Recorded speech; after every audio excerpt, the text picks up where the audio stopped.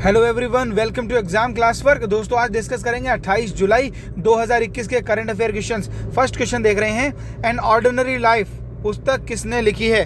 दोस्तों ये पुस्तक लिखी है अशोक लवासा ने, जो यहाँ पर चुनाव आयुक्त रह चुके हैं और उन्होंने ये पुस्तक लिखी है एन ऑर्डिनरी लाइफ। आपको बुक्स एंड ऑथर के तौर पर ये क्वेश्चन आपको याद रखना है, अशोक लवासा। ठीक है, चलिए नेक्स्ट क्वेश्चन, किस देश में नोरो वायरस आउटब्रेक हुआ है। देखिए जिस तरीके से कोरोना वायरस का आउटब्रेक हुआ था, उसी तरीके से यहाँ पर यूके के अंदर यानी ब्रिटेन के अंदर नोरो वायरस नामक एक वायरस है, जो काफ़ी एक नया वायरस है। इसका आउटब्रेक वहाँ पर पाया गया है। टोटल वहाँ पर 154 पेशेंट इस बीमारी के मिले हैं। ठीक है, चलिए अगला प्रश्न है, 2019 का डिफरेंटली एबल्ड पुरस्कार किस खिलाड़ी को दिया गया है।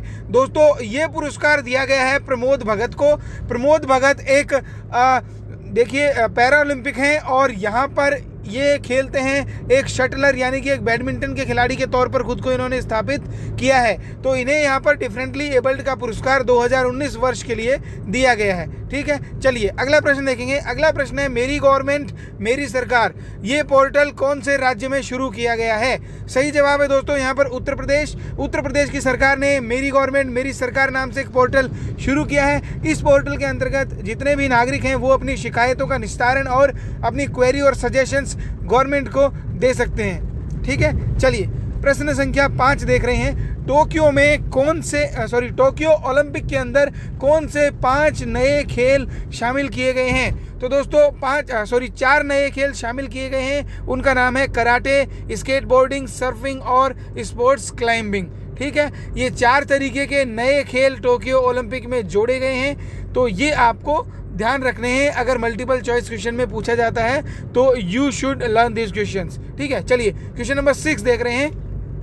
देखिए BCAS, ठीक है, bureau of civil aviation security जो है उसके नए डायरेक्टर जनरल यानी कि DG कौन बने हैं। दोस्तों सही जवाब है यहाँ पर नासिर कमल। नासिर कमल 1986 बैच के सीनियर IPS ऑफिसर हैं और उन्हें यहाँ पर डायरेक्टर जनरल BCAS का नियुक्त कर दिया गया है। ठीक है, चलिए अगला प्रश्न देखेंगे। अगला प्रश्न है, INS ऐरावत किस देश में कोविड-19 की राहत सामग्री पहुंचाकर वापस स्वदेश लौट आया है। दोस्तों उस देश का नाम है इंडोनेशिया। इंडोनेशिया में भारत सरकार ने नेवी का इंडियन नेवल शिप ऐरावत को वहां पर भेजा था राहत सामग्री से भर करके, ताकि वहां पर जो है ऑक्सीजन कंसंट्रेटर है, ऑक्सीजन सिलेंडर और वहाँ पर वैक्सीनेशन की आपूर्ति के लिए इंडोनेशिया की हमने हेल्प करी थी।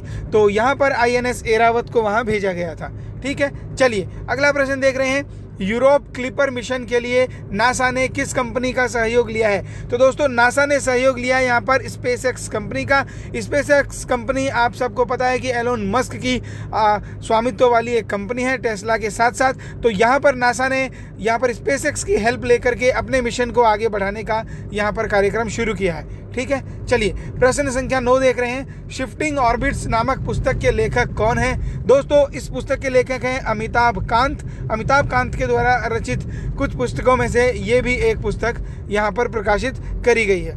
चलिए अगला प्रश्न देख रहे हैं, फ़कीर आलमगीर किस देश से संबंध रखते हैं। दोस्तों फ़कीर आलमगीर संबंध रखते हैं बांग्लादेश से। उन्होंने बांग्लादेश की आज़ादी की लड़ाई में भी बहुत ही अहम भूमिका निभाई थी, क्योंकि जब बांग्लादेश के 2 पार्ट हुए थे, पश्चिमी और पूर्वी पाकिस्तान के तौर पर, तब इन्होंने यहाँ पर स्वतंत्रता सेनानी की तरह कार्य किया था।